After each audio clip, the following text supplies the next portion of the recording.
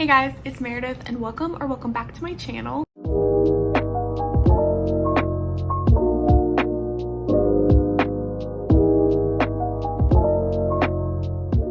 So today I am doing the Midyear Freakout Tag, which is one of my all-time favorite tags on BookTube. I think it is so fun to see what everyone has read and their thoughts on their books so far this year. I look forward to seeing this tag every time it comes around, so I'm really excited to do it today. So that being said, I will start off with the first prompt, which is the best book that I've read so far this year. And if you know me, I don't think you will be surprised to find out that it's Malibu Rising by Taylor Jenkins Reid. I loved everything about this book. The characters, the setting, the writing. I mean, Taylor Jenkins Reid just really never misses for me. I just really love her stories. I went in with such high expectations for this book and she exceeded them. I cried in this book. It gave me all of the emotions. I actually have an entire reading vlog where I document all of those thoughts and feelings, and it's basically just 15 minutes of me raving about the book. If you haven't read it, if you're thinking about it, highly recommend it. And if you have read it, definitely talk to me about it because I'm obsessed. Next is the best sequel that I've read so far this year, and I am not usually a series reader. I tend to gravitate towards standalones because it's just less of a commitment, but I did read one series this year that I also have a reading vlog on, slight plug. But I think that my favorite one, besides the first one, was The Score. I really liked it. I liked the characters. It was very fun. But yeah, that's the only series I've read, so didn't have too many choices for that one. It was a 5-star though, so I did really like it, but still. Next is a new release that you haven't read but you want to, and I have so many on this list. I really don't keep up with many new releases except from authors that I really like, and they just all had books come out at pretty much the same time. So starting off is People We Meet on Vacation by Emily Henry, and I'm actually planning to read this one when I go on vacation next week. Second First Impressions by Sally Thorne.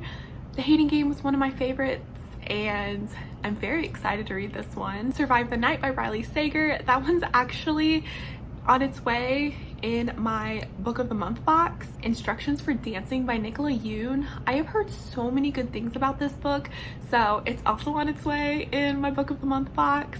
The Four Winds by Kirsten, which I'm very nervous about because The Nightingale is my all-time favorite book, and I have heard some disappointing reviews about this one, but nonetheless, I am still so excited to get to it. And then finally, The Anthropocene Reviewed by John Green.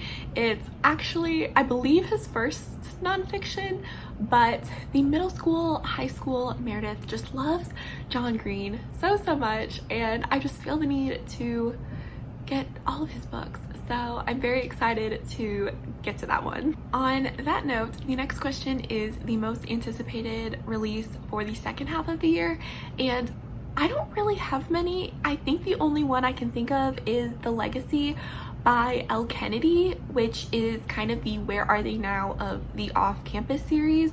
From what I've heard, it takes place 2 years after The Deal, which is the first one. I guess that she said that there's going to be a wedding, a honeymoon, a pregnancy, something else, I guess.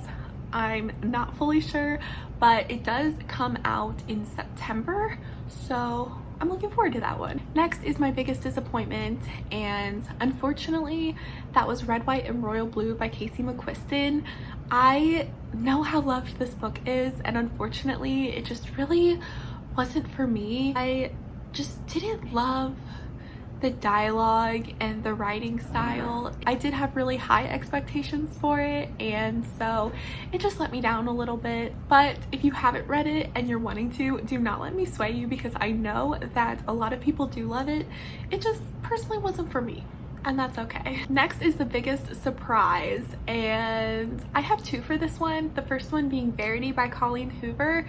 This was actually my first Colleen Hoover. I was kind of apprehensive going into this because I know that Colleen Hoover is known for her romance novels, and having not read her, just hopping into one of her thrillers kind of scared me a little bit, but I really enjoyed it. And oddly enough, my least favorite part of the book was the romance, which is weird. So I was actually talking to Mark about this book the other day because sometimes I just like to give him a random synopsis of a book to see, you know, if he'll read it. Casual. And I was telling him that it's so weird because I read this book back in January and I can still vividly tell you how I pictured the house and everything that happened. It's just so vivid in my memory, and it was just so good. The second one would be Punk 57 by Penelope Douglas. I have heard so many good things about Penelope Douglas, but to be honest, her books scare me. They're very taboo, but I wanted to read my first Penelope Douglas and I thought that this was kind of a safe way to start. It is a bully romance, so he's not always the nicest, you know, but I was so surprised how much I loved it, especially since the characters are in high school. I was nervous that would kind of take me out of it, but it didn't. Her writing was so great. The characters were great. The story was just amazing. I just loved it. I loved it so much. It was so good. I was so surprised that it was an immediate 5 stars for me. Next is a new favorite author, and this is actually just a new to me favorite author, but it's Colleen Hoover. I have only read 2 of her books, but each one has just captivated me so quickly, and they're books that I didn't want to put down, which is really saying something because I am a pretty distractible person. I am someone who will be reading and then all of a sudden be on my phone 2 minutes later. I have the hardest time focusing on one thing, and her books just really grasped me. I don't know what it was. Her writing. I'm very excited to get some more Colleen Hoover this year, hopefully. Next is my newest fictional crush, and that is Dean De Laurentiis from The Score, 3rd book in the Off-Campus series. Dean, he is just this sarcastic, funny, witty guy. He is, you know, just this big player with a different girl all the time, and just seeing him, you know, actually focus on one girl and settle down was just the sweetest thing. I loved him so much. And he's good with kids. I know that description sounded like the bare minimum, but just read his book. He's so great. I love him. Next is my newest favorite character, and I have 2 for this one. My first one is Atlas from It Ends With Us by Colleen Hoover. Reading about him in high school through Lily's letters was just so sweet, and then seeing him later on in life, he is just the kindest, sweetest guy. And then also Hailey Hughes from The Score by Elle Kennedy. She's a character that if you were to describe her, she would come off as like this character who has it all together, and then when you're reading from her perspective, she really doesn't. She definitely struggles with stuff herself, and I really liked reading about that. I loved her relationship with Dean. I loved her friendship with Hannah. She was just altogether such an amazing character, and I loved her. Next is a book that made me cry, and I already mentioned it, but Malibu Rising by Taylor Jenkins Reid. This is a book that not only did I cry in the book, I cried talking about the book. And I'm not a book crier. If something impacts me a lot, I might tear up. So you know a book is really impacting me if it can get a tear to roll down this cheek. Keeping on the family dynamics that make me cry, Simple Wild by K.A. Tucker also made me cry. It's just anything with an emotional family dynamic makes me so emotional and just makes me cry. It's the one thing that will just really get to me. On the flip side is a book that made you happy, and I hate to mention it again, but The Score by Elle Kennedy.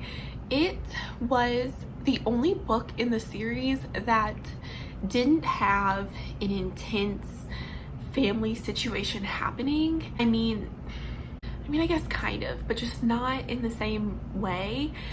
Without giving spoilers, that's really all I can say about it, but it was the book in the series that I found myself getting really giddy over. Butterflies, smiling at my Kindle. It just really made me happy. I came out of it just thinking that it was such a sweet, fun book, and it's definitely sad.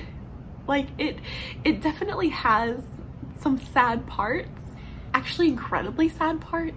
Nonetheless, I loved it. It just made me smile. So do with that as you will. Next is the most beautiful book you have so far, and ooh, I actually have these. Be right back. So at the beginning of the year, I bought these editions of Pride and Prejudice and Sense and Sensibility by Jane Austen, and I just love these covers.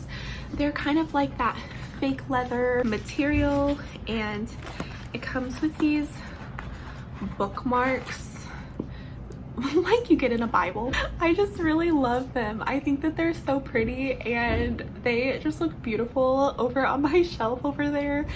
So yeah, just take them in. Oh, they're so beautiful. Next is, what books do you need to get to by the end of the year? And the better question is, what books don't I need to get to by the end of the year? First is Firefly Lane by Kirsten Hanna. Kirsten over at Kirsten's Korner loved this book, and she has mentioned that it made her cry and that it's just a stunning book. And I do want to watch the Netflix show too, so that one's kind of top priority. No Exit by Taylor Adams. Again, everyone's read this and I haven't, so I don't know what the holdup is for me, but I need to get to it finally. Also, Take a Hint, Dani Brown by Talia Hibbert. I read Get a Life, Chloe Brown this year, and it was very just okay. It was like a 3.5 star read for me, but I heard that I would probably like Dani Brown's story just a little more. I really loved her family and seeing the sisters and the grandma, and so I guess I heard that Dani Brown has more of that. Don't quote me on that. And then also the Addicted Calloway Sisters series by Krista and Becca Ritchie. I have heard so many things about these series on Book Talk, BookTube, and I finally want to get to them. So we'll see if it happens. The next one is the favorite video that I have posted on BookTube so far this year, and I think that it might actually be my last video, which was reading the Off-Campus series by Elle Kennedy. I had just taken a little bit of a break before jumping back into BookTube, and so I think in this vlog you can really tell that I'm having fun reading, and I had a lot of fun editing it, and so it's just something I'm very proud of because I can look at that and see that I was happy in it, I guess. Also, my Malibu Rising vlog, I had been approved for the arc of Malibu Rising, which was just the craziest thing ever, and so it is a book that I was just so excited to read, and you can really tell that, I think, in the video. So I think those are two vlogs that I had the most fun filming and editing, and hopefully that comes through in them. The next prompt is my favorite BookTube community members, and I have so many. Hopefully I can name most, if not everybody. So first, I have to give a shout out to Caroline Johnson, who was actually my very first BookTube friends. I absolutely love her channel. I love her. She is the sweetest person ever. She just has a way of making you feel so good about yourself, and then her book descriptions are just so good. I seriously think I add every book recommendation to my TBR. Also, Hailey Hughes, who was another one of my first BookTube friends. She is so funny and just, I love her editing style. She's just so sweet and amazing. Jess from Books Past Bedtime. I'm obsessed with her descriptions of books. She's another person who I will immediately add it to my TBR if she talks about how much she loves it. She just has this way of talking about books, and she's amazing. I love her. Also, Sahar from Basically Bookish Reads. I get a lot of fantasy recommendations from her. I love seeing what she reads and just adding to my never-ending TBR. She does really cool vlogs and I just think she is just the sweetest soul. Also, fun fact about Sahar, she actually has an Etsy shop with bookish candles, so I'll link that down below because that is seriously the coolest thing. Also, Nicolee from bonbonreads, I've said it about every single person, but she is just so sweet. I love her videos. Kirsten from Kirsten's Korner, I love her book reviews. She reads a lot of historical fiction. She also loves Kirsten Hannah, which I love as well. Amazing, love her. Nayema reads, I get so many romance recommendations from her. She reads a lot of indie romance, and so I'm trying to get more into that, and so I add so many books that she talks about to my TBR. Finally, Savannah from Riveting reads, she has so many great thriller recommendations. She also does these really cool read-along videos that have these cool like settings. So she did one where it was like a rainy drive while you're reading, which is just so cool. That is such a cool idea. All of these people are just so creative, so kind and amazing, and I will link them all down below so you can subscribe and check them out if you haven't. Thank you so much for watching. Comment down below to let me know what your favorite read was this year, or if you have read any of the books that I talked about, let me know what you thought of them. And don't forget to like this video and subscribe to my channel if you would like, and I will see you in my next video. Bye!